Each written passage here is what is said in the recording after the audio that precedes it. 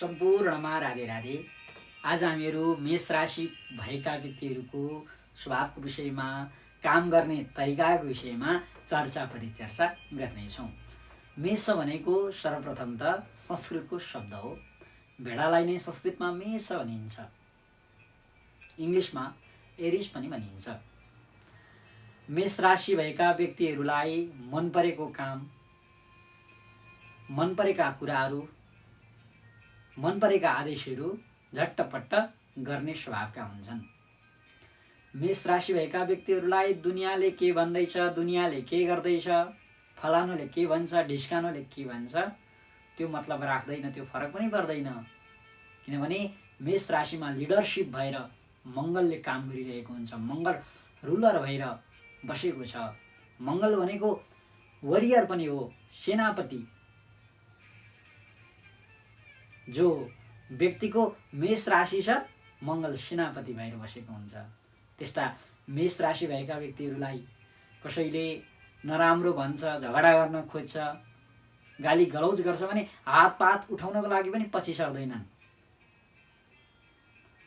मेष राशि भएका व्यक्तिहरू रिक्समा काम गर्न खोज्छन्। स्मुथ लाइफ मजा आउँदैन भन्ने स्वभावका हुन्छन्। मेष राशि भएका व्यक्तिहरू साहसी हुन्छन्। कुनै पनि चुनौतीपूर्ण कार्यहरू छन्, कामहरू छन् भने पनि सजिलै तरिकाले त्यसलाई पूर्णता दिन्छन्। मेष राशि भएका व्यक्तिहरू आत्मनिर्भरता पनि हुन्छन्। कसैको अन्डरमा बसेर कुनै कामहरू गर्दैनन्, आफैले गर्छन्। नयाँ नयाँ कामको खोजी गरिरहेका हुन्छन् र इमान्दारी पनि असाध्यै हुन्छ। छल कपट गर्दै हुनुहुन्छ, देखावटी गर्दै हुनुहुन्छ, नाटक गर्दै हुनुहुन्छ भने यो मेष राशिलाई पटक्कै मन पर्दैन।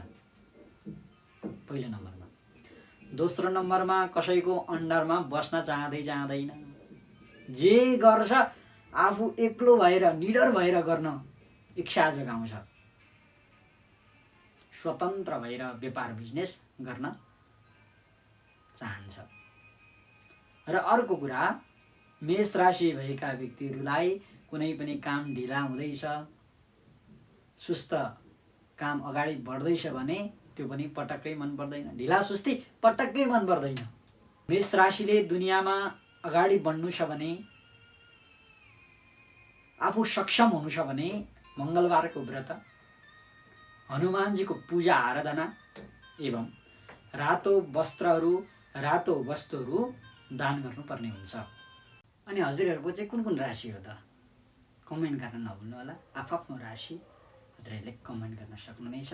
म हजुरहरूको कमेन्ट पढेर त्यो राशिको बारेमा हजुरहरूलाई बताउने कोसिस गर्नेछु भन्दै आचार्य पण्डित कविन्द्र न्यौपानेको तर्फबाट राधे राधेको नमन सहस्र स्वीकार गर्नुहुनेछ।